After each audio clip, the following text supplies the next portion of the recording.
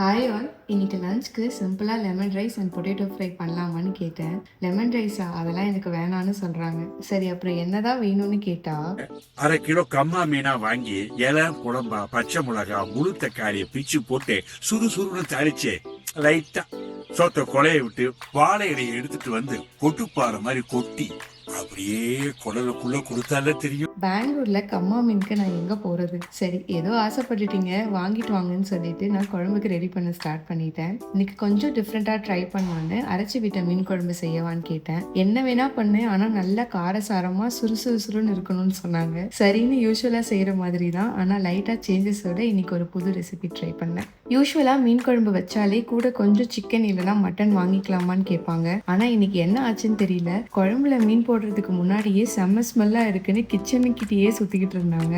மீனை பச்சையா பார்க்கும்போதே நாக்கு துடியா துடிக்குது.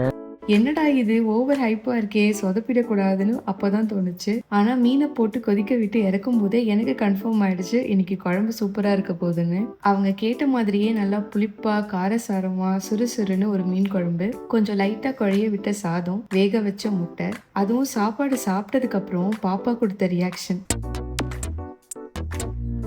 இதுக்கு மேல வேற என்ன வேணும்? கரெக்டா நாங்க சாப்பிட்ற டைம்ல லைட்டா மழை வேற ஸ்டார்ட் ஆயிடுச்சு. வெயில் காலத்துல பெய்யுற மழையில வர மண் வாசனையோட இந்த மீன் வாசனையும் சேர்ந்து அப்படியே குடலுக்குள்ள கொடுத்தால தெரியும். நீங்களும் கண்டிப்பா ஒரு முறை இதே மாதிரியே ட்ரை பண்ணிட்டு எப்படி இருந்துச்சுன்னு சொல்லுங்க.